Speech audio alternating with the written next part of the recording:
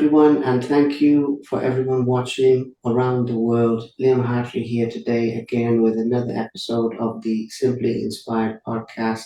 Today is episode 447, and I am very honored and blessed and humbled to bring you today, our viewers, a very, very special guest. I'm truly honored to bring you Lama Yeshe Losal Rinpoche, an esteemed, well respected, world famous Buddhist master, a man who has contributed to the lives of so many people around the world and helped so many people both through his teachings and through his living example as well.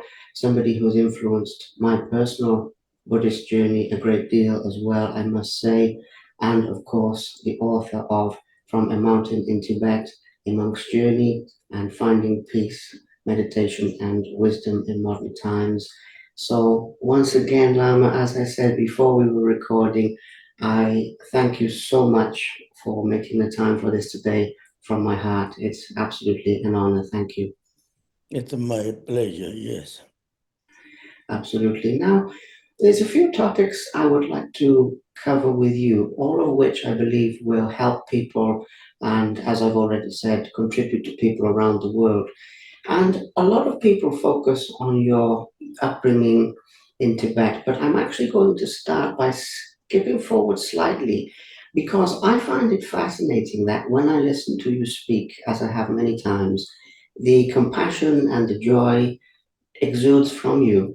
But I've seen interviews where you've described your younger self in quite scathing terms, including the fact that you've referred to yourself as a young man, as a waster, as a prideful man, as surly and miserable, and a number of other things like that, all of which I find it quite hard to believe when I speak to you today and when I hear you speak today.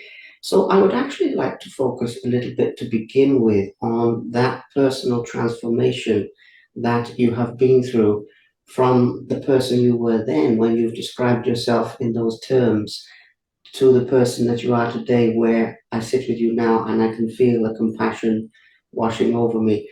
If that makes sense, may we start there, please? Thank you. Oh, yes, whereas you can see why I've been so bad with my being, because when I was young, I was in a small village in calm eastern Tibet, near Chengdu, which is now capital of calm Tibet. It's about 5, 6 families, and I am one of them, and there was not many children also. So there is a, 5, 6 boys. So being boy means we get very spoiled. And in a Buddhist country, we're not meant to harm any sentient beings. But the whole day we were very busy chasing animals to kill them. I never felt bad. But when, if ever my family found out, then I get real beating up. But I always never tell we killed any animals.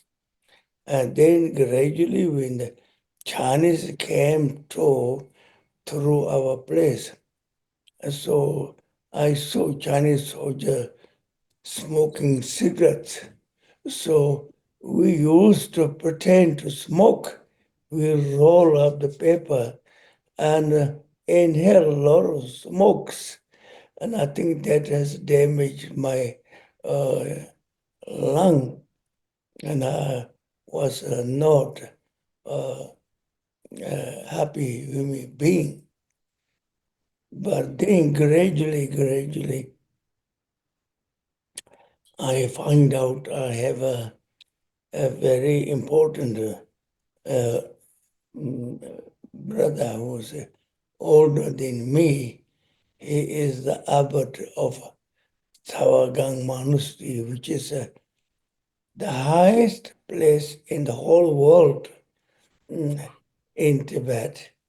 So he took me there to teach Tibetan, and I was so miserable and unhappy because there's no other children, and I want to run away back to my where I was born, but I have no clue where it was, so I could not run away there. But luckily, within 2 years, Chinese communists took over our country.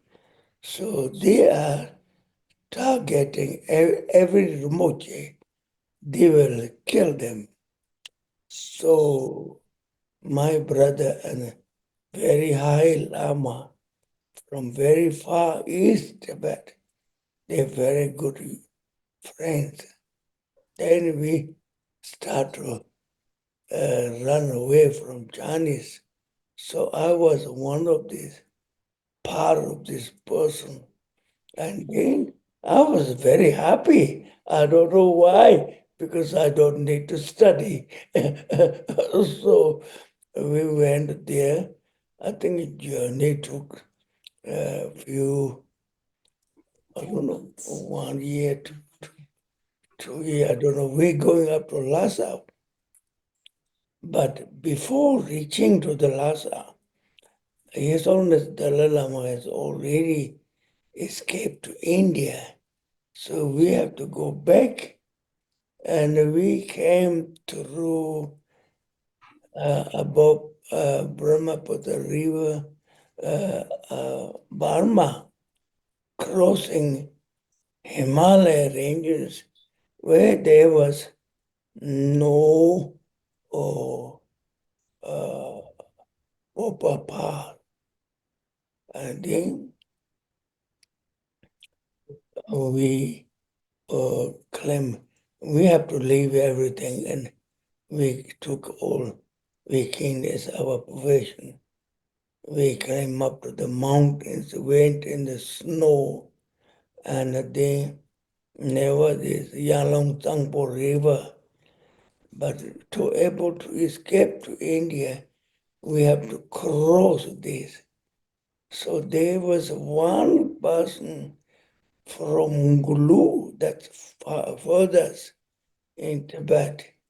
He knows this Tibetan sort of karakus, whatever you call it. We have some leather bags carrying our tamba. So everybody have to put tamba in some other place.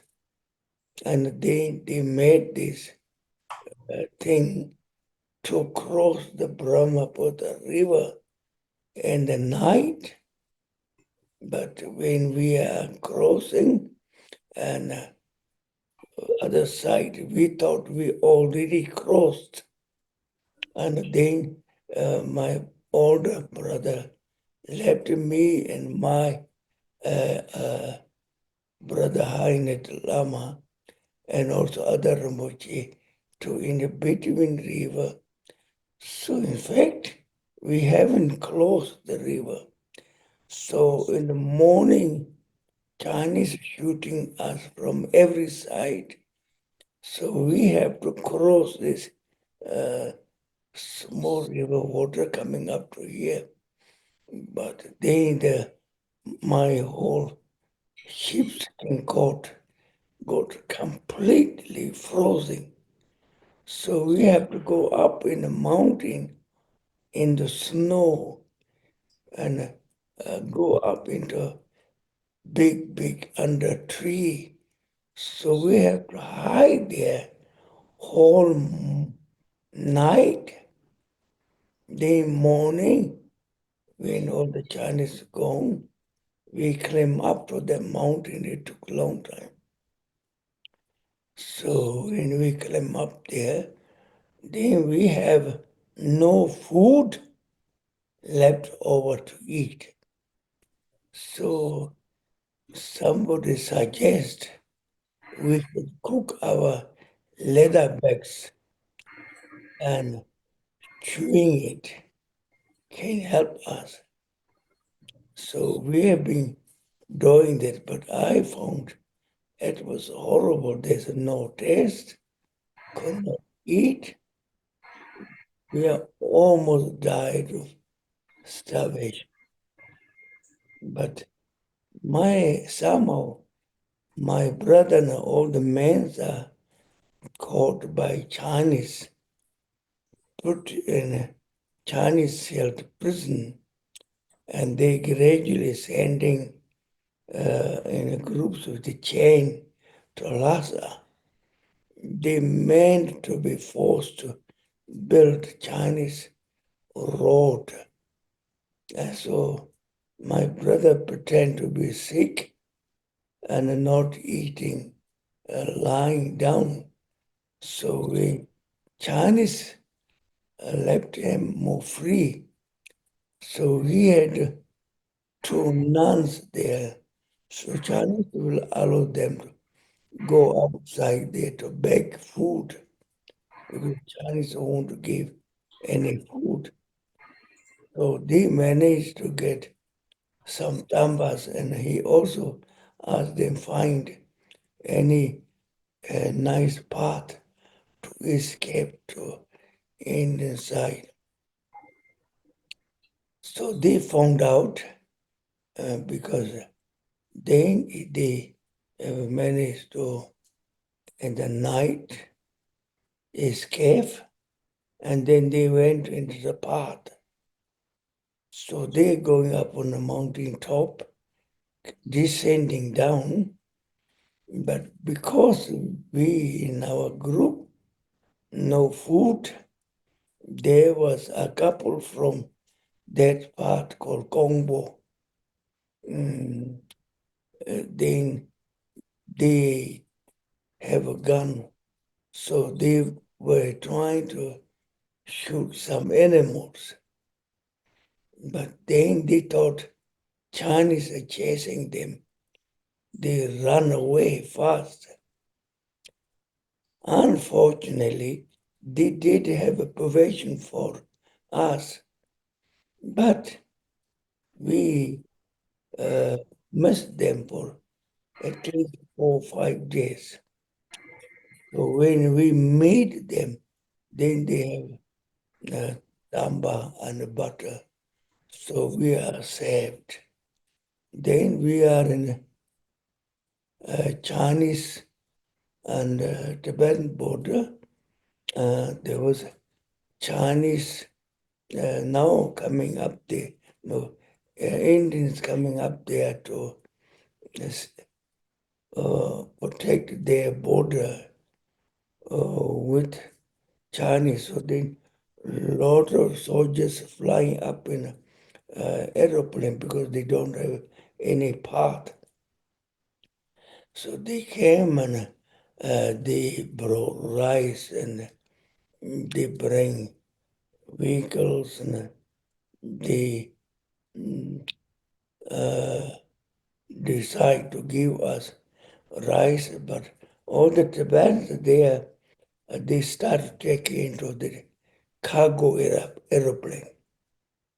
So we were the one is to go into cargo aeroplane, but there's no seat there.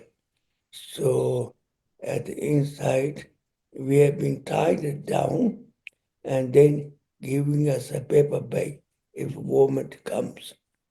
So we reached to India called Assam, which was hottest part of India. Even the uh, tarmac pave, we can't walk because we get stuck there. So they built a bamboo hut and they put us in there and they gave us a ration rice to cook. And then luckily, the in charge of this is a English woman called Frida Betty.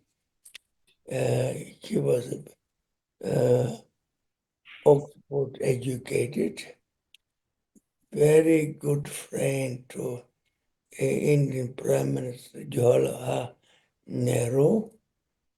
So they gave her the job. So my brother and the other two were very young and clever. They so she's teaching English.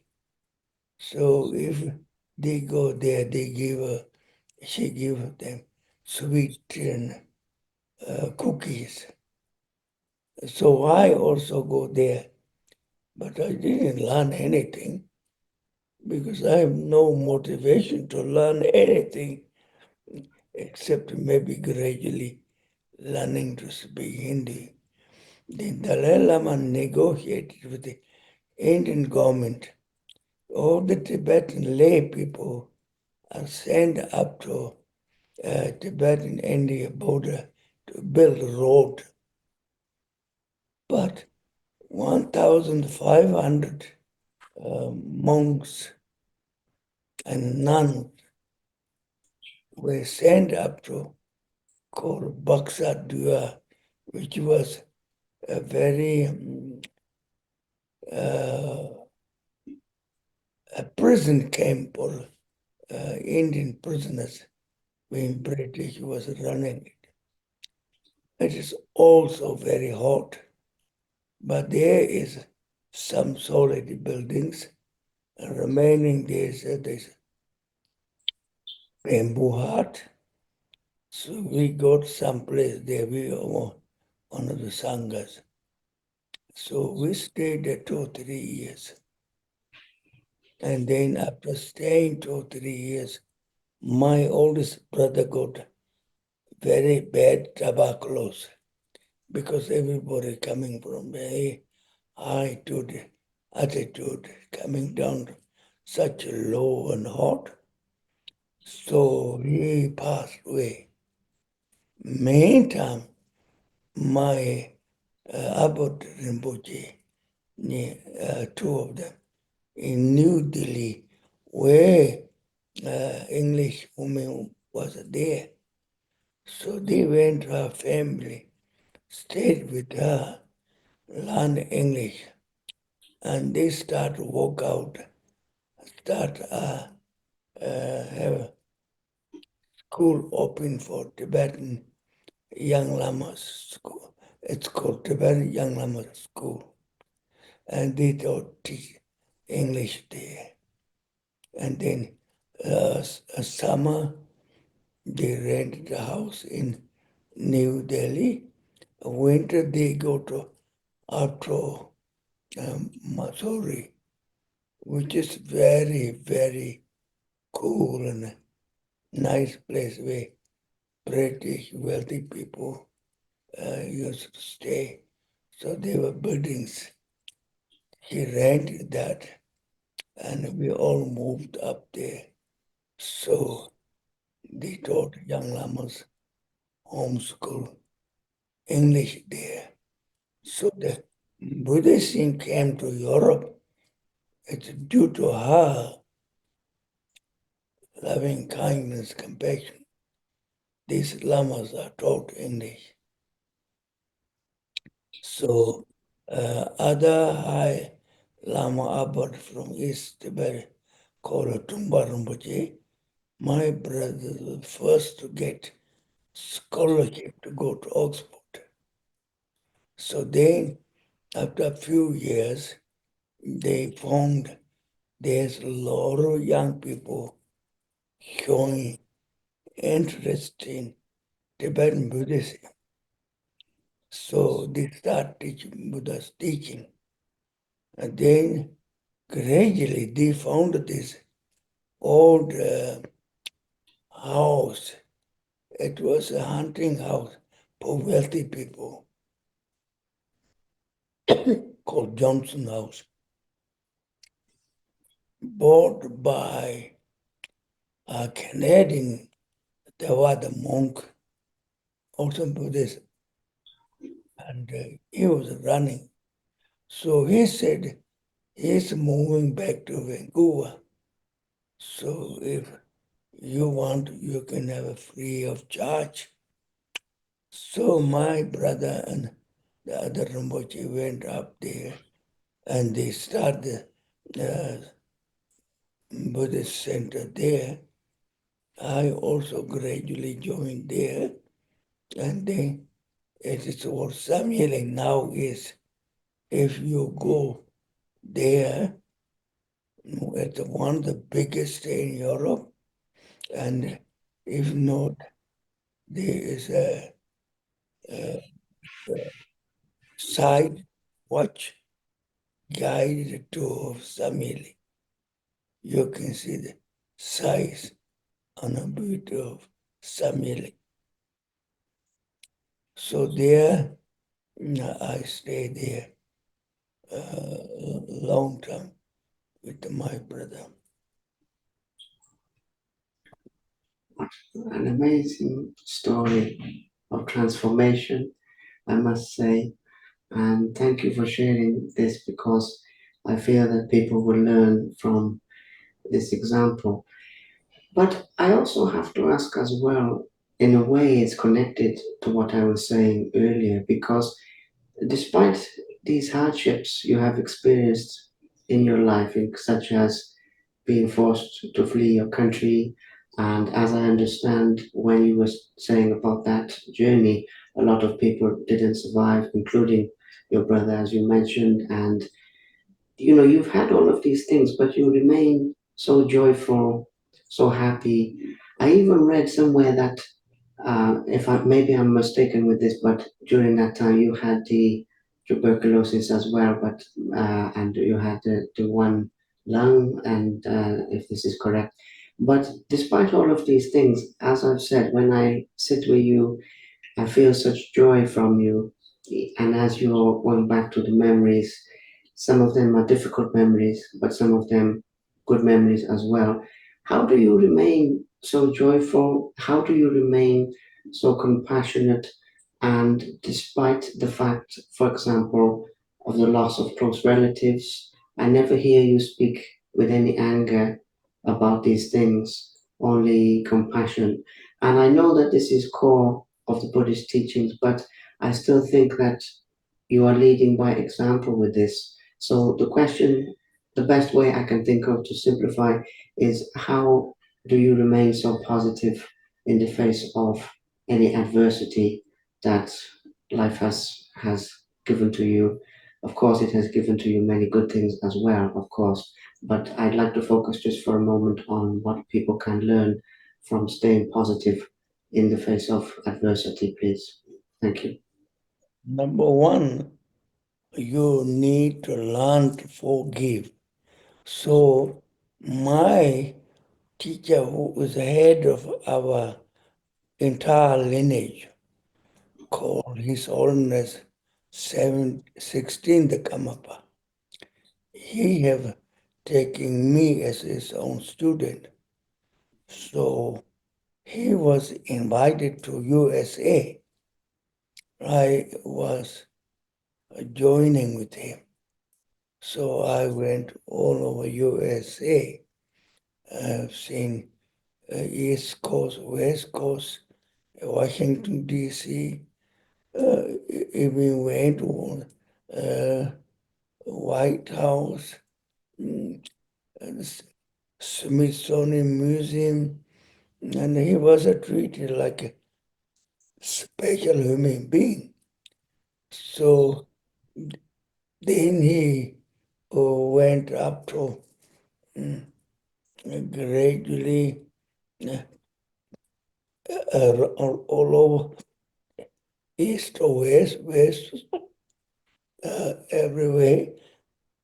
Then he went to Canada. I went with him. He went to Toronto, Calgary. There's Calgary. There's a university. They invited him. So I was also part of this. Then we are coming down from there to Niagara Falls. Then he tells me, myself, and one of his very trustworthy student. we are taught we too have to stay there because we have to set up a Tibetan Buddhist first in USA. So we have to stay there because we can never refuse him because he was a special human being. So he like many, many small uh, gold pinches, canaries, white peacock. He spent most of his resources buying all this. So he bought hundreds of these small birds. Then from there, he coming back to Samyeling, that is Scotland. So normally people says you have to put this 6 months quarantine. You can't take any animals inside Europe. He said my bird doesn't require any quarantine. So they were very good joiner.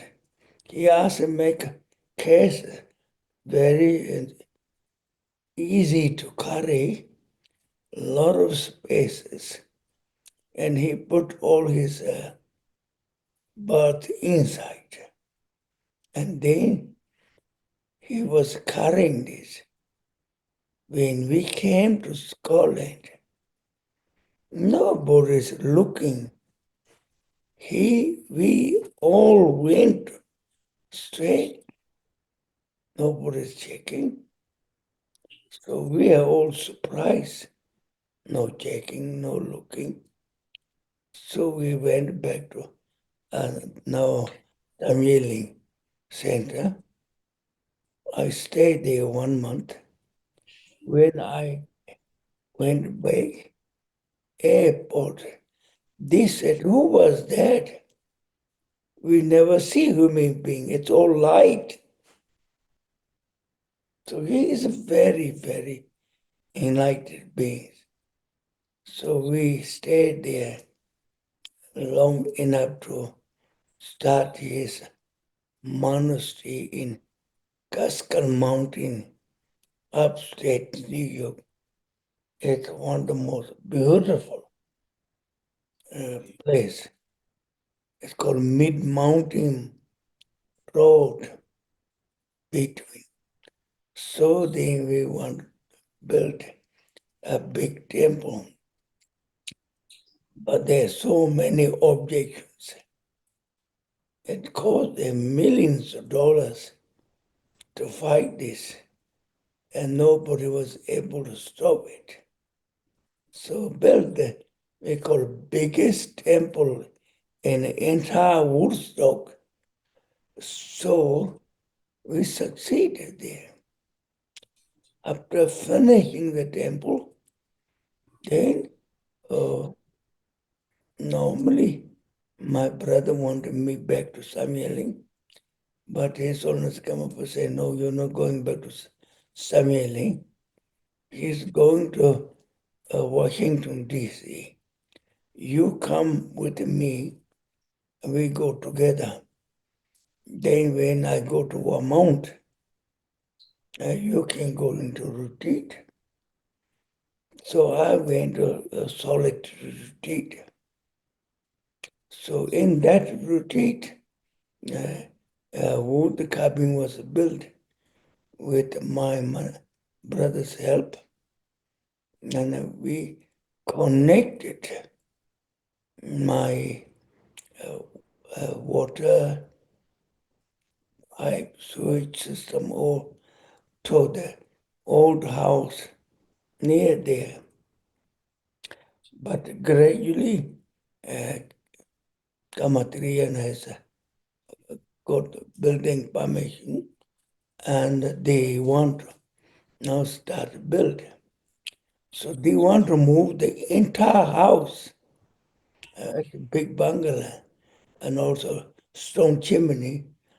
American have such a big machine, some heavy machine came and put it under the house and took it away. So I have now no water, no toilet. So then they brought me a small camping toilet. I said, I can't do in this. So you can dig hole in front of my door and bring some water cupping thing, put on top of this. So I use this as my toilet. But then in the summer, below the steps, there's a snake lying everywhere. And the winter, uh, so cold. Mm, the treetop, it's a bird, what called this, white bird, holding like this, getting frozen, fall down to the ground. And they gradually, a lot of deers come around there. And so I've been doing a retreat there for a few years, but my mind is so wild, it's so difficult to tame.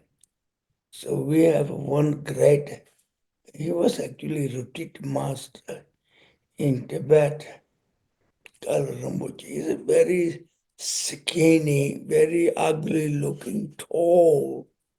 So he came to see me. He said, no, you don't come here to do nothing, you're wasting. You have to find Milarepa's story, the yogi, great yogi in Tibet. So my abbot in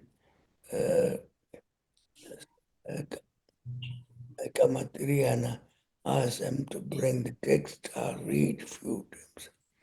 Then I was very, very saddened that how useless human being I've been. So every morning I got up 2:30 or something, and I do the full trip as a pro station, 100,000 a day, and my the skin touched ground and pulls my hair off. So my abbot made leather on the top. So I'm renowned going into a retreat. It was so, I was choppy. When I come out, I was a skeleton. There's no oh, oh, fat. And the main kitchen cooks food. Some cook think I am very hungry, need a lot of food. They send me plenty, so I can't eat all this. So I have small window there. I throw out there. Then raccoon comes down and eat that. But one day, a skunk comes there. Then they are fighting. This skunk throws this stinky smell. Very few days, I was completely sick and vomiting. But then during this, my precious teacher tell me, you can never succeed unless you learn forgiveness. So I was thinking, not at all, not the Chinese are my enemy. Two human beings are responsible for all the suffering we Tibetans went through and the Chinese. So we get it Mao Zedong, his Prime Minister Jiang Zemin. So I meditate and say, I'm going to forgive, I'm going to forgive COVID. One night I have a dream and I have a grocery shop. They bought my attendant helping me to run the shop. From there, my nightmare completely gone. So I found key to everything you do is learn to forgiveness. My young people, Europe always say, I can't forgive. My father did this to me, or my mother did this to me. But how can you not forgive them? They give you food, they give you clothes, they brought you up. You're wrong. You need to forgive. That's why I wrote this book for them. So they will one day learn to forgive. So ever since then, I have been helping many young people. And then this publisher is eager to print my book, and it becomes a bestseller book in the world. And some people bought and went in the yoke around the world. It's like there isn't anybody. I was flying an aeroplane from here back to Samili in Dutch airline. There's air witness. Uh, she said, I managed to read your book. So people from all of walks of life read my book because it doesn't judge anybody. You could be anybody, but you're a king. Benefit. That's all I got to say. That is beautiful story, especially the ending of, as I said at the beginning, so many lives that you have touched. And actually, I would like to go deeper into that topic because when you're at the time in your life now and you look back on helping so many people and being of service to so many sentient beings around the world. For example, even in my own life, I remember that you were a big part of the inspiration to become a Buddhist. By the way, I read the story when I was maybe 18 or 19, something. I'm 27 now, about you with the fishing trip and how you changed from the situation. And that inspired me to change. And for many other people, it's the same. As you say there, you were on a plane, you met someone who read your book, it helped them. When you see people making a positive change, shall we say, in their life, in their own life, from your teachings, from your example, and everything. How do you feel about the difference that you've made in so many people's lives over the years? Because I know as a Buddhist, as a Lama, everything, to be of service is what you do. So I know it seems obvious in a way, but it must give you great joy to have helped so many people for so long. How do you feel about that, please? Because I was completely rebelling with my brother against him. So doesn't matter whatever he do to me, I rebel against him. So now one day my friend, he was very healthy, no wealthy, uh, uh, Scottish. He owns a big building company and he has got a Jaguar car and a caravan. So he said one day we go to up north to Scotland called Orkney Island. So I went with him. So then he went there and he knows somebody. He hired a cottage there. Then he said, we go to fishing. I said, yes, yes, I'll go to. So each time I throw hook, fish hooks up there. But I dare not to kill it. So he takes away from me and he chops up. Then he lied on the ground, and when we came back to my brother's place, he showed the picture to my brother. Then my brother, tear comes from his eye. Ever since I took you from our parents, I said, I'll look after you. So far, I did everything I said. I'll give you my best clothes. I'll give you money. Mm. Well, I used to get like £5 a night. Go to this big club. I'm supposed to be first Asian person ever to be in the club, playing snooker and then drinking a lot of whiskeys, like competing with the Scottish. See. So when he said this, then my heart was just rolling,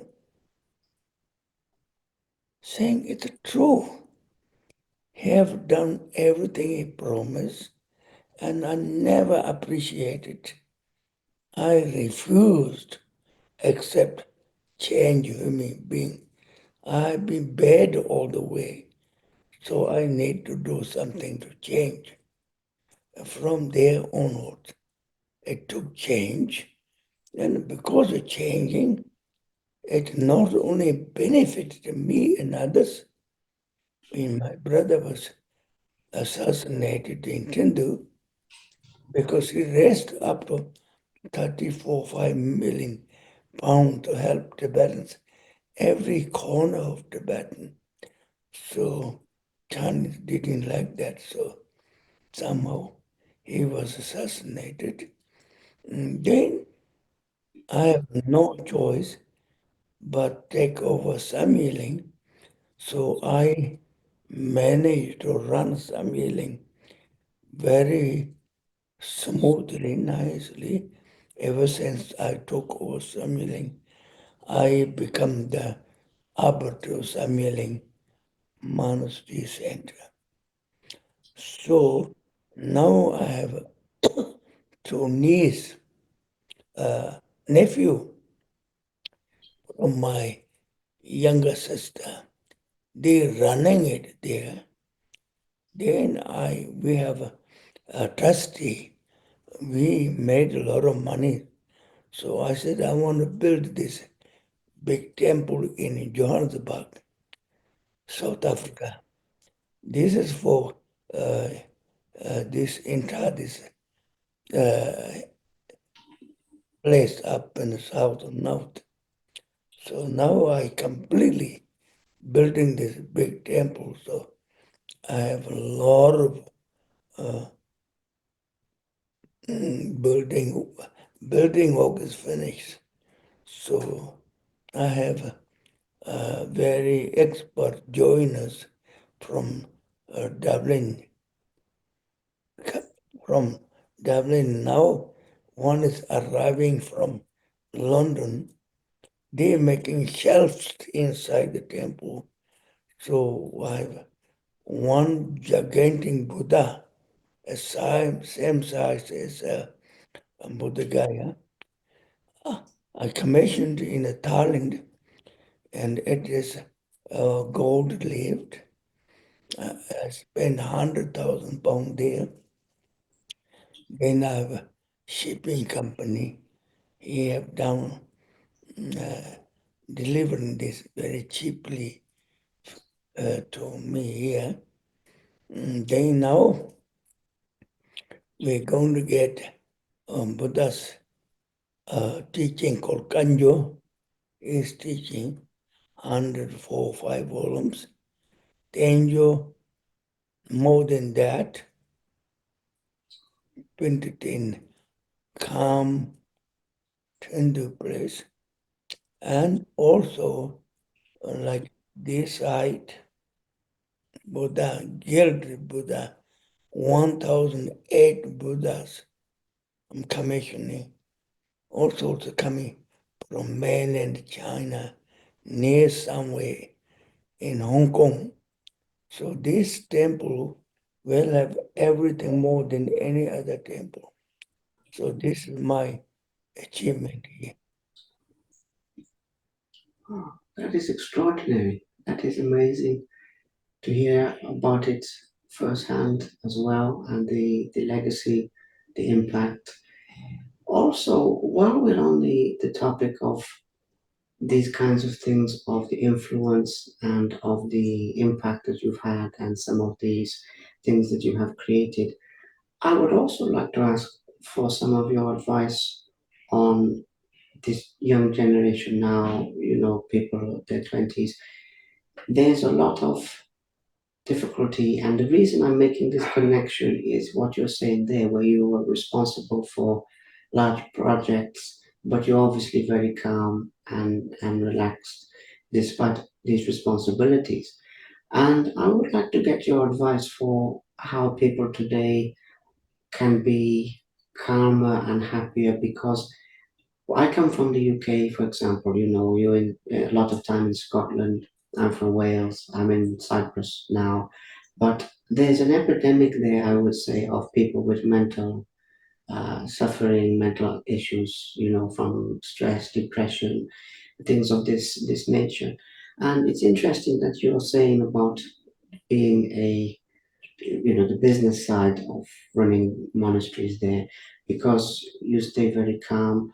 What would be some of your essential advice for the young people now who have very busy mind, and they struggle, especially for people who are beginning the Buddhist path as well? I think I just get the feeling to talk about this very strongly, so I'm going with that, please. Thank you. No, I think because modern world order is called part of selfishness. I, I, I want to have the best. I want to be richest. It's everybody is I.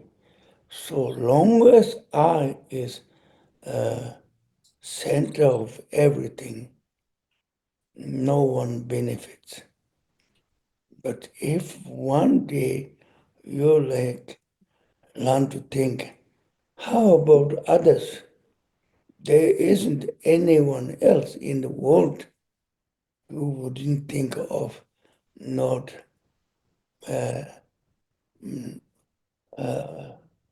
wanting to be best. So when you think, learn to think others, that is end of your suffering.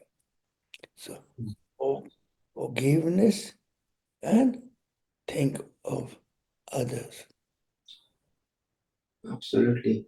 And also, you have spoken about, I saw another interview that you did with the Buddhist Foundation, and you spoke about the idea that there is a Buddha in all of us, and nobody is better or worse, richer, poorer, these various things than anyone else. And I must say that particular description affected me positively. I took that away.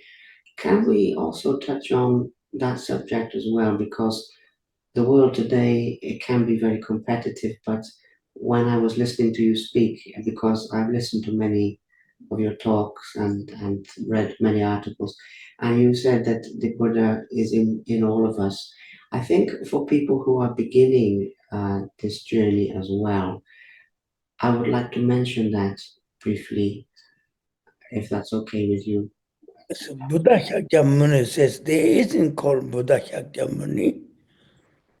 Your I is like whoever you are. You are the Buddha. Mm. How do you find out is when you think of I, you think, where is this I? This body is not I, this mind is not I, because mind has a mind, name of mind, and the body has a body. There. So if you can't find I, that is called I, but it's something you can point out, then it's not called I. But a special quality of I is it can examine itself. Where's I? There's no I. There's one special sutra. There's no body, there's no mind, there's no speech, no sense, no tongue, no, you could say nothingness, or you can't believe, then you have to investigate yourself. I understand. It makes sense. And this also is interesting because as a Buddhist, a lifelong Buddhist, a monk, Lama, it must be interesting for you in this sense because you are famous, you see. I mean, people all around the world know who you are, but how does that affect you on a personal level when, for example, people are praising you and people are putting you up to a very high level? Because, as I said earlier, you have such a positive impact on a lot of people. But despite your fame, there is no pride. There is nothing. There is only humility. Can we talk a little bit about that concept as You well? have to see that if I am being promoted, then if you get affected thinking, oh yes, I'm a special person, that is absolutely wrong. So whatever they say, it is what they think is. But for me, it matters no more. If they say you're a bad person, I'm very happy. If they say you're a good person, I'm happy. So there is no difference, makes no difference to me. I find that fascinating because it's an honor to learn from your years of practice because even in my own life, I'm working on this. But sometimes if somebody insult me or something like this, I don't feel anything, and sometimes I feel something. So I guess it will come with time, you know. Um, we have talked about some good topics today, and I think we've been about an hour or so. Um, I think we can talk about one, maybe two things, but we will close out shortly because I don't want to be too long for you. Are there any other essential pieces of advice as we come to the last phase of this that you would like to share for people who are beginning the Buddhist path that you regard to be essential for people who are, for example, I saw one talk you did with the Buddhist Foundation, and you, at the beginning, when they were talking about your book, you gave some wonderful advice, including even simple things with food that you never waste any food. You only take a little bit of what you need. Are there any other small pieces of advice that you would like to share like this before But we? there's so millions of people dying of starvation.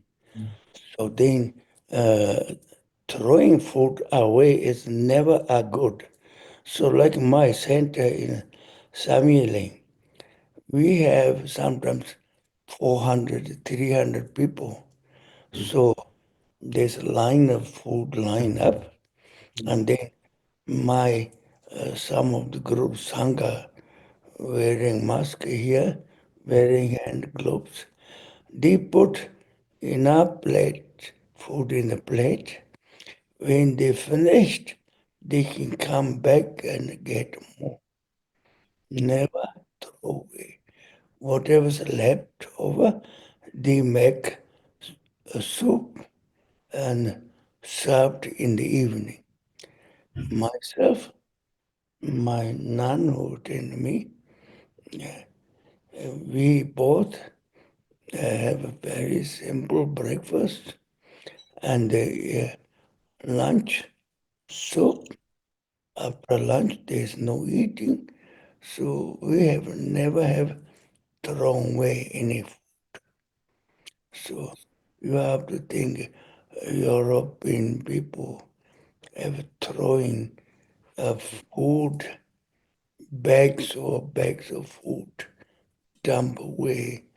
That is totally unmindfulness and careless. Absolutely. And wonderful advice that anybody Thank you. can follow. Well, we have talked about some very nice topics and some very good things that I hope will be of benefit to many people, and I believe so. I believe they will. As I said at the beginning, because you lead by example in your life, you help so many people, and I would like to thank you once again for doing this talk today, first of all, and also I would like to thank you personally for the impact that you've had on my life and inspiring me to change direction in my life. But for many, many other people, it is the same. So once again, as I said at the beginning, I'm so grateful for everything that you have shared today. Thank you so much. I want to thank you for being made to allow to share my uh, knowledge to others, and I pray that others will be able to gradually able to change. So nowadays they teach so-called mindfulness. Mindfulness is a Buddha teaching. So if you're mindful of not throwing food, that's one of things. Mindful of not even allowing any negative thoughts. You can be mindful because I was in the mindfulness is no good. So mindfulness is required to change. Thank you now. Thank you. Absolutely. Mindfulness, I do my best to practice every day this teaching, and it has changed my life. So thank you so much once again. I wish you a wonderful day ahead and enjoy your time in South Africa. And Thank oh, and I will say before I go to our audience as well, anyone who wants to know more about Lama's story, read the book From a Mountain in Tibet, The Monk's Journey. There is so much more in there that will help your practice. and So thank you, mm, thank you very much. And also, Annie is there, I think. Or I would like to thank you as well, if she can hear me. Hello, I would like to thank you so much for your help as well in setting this up and helping today. I greatly appreciate it. Thank you.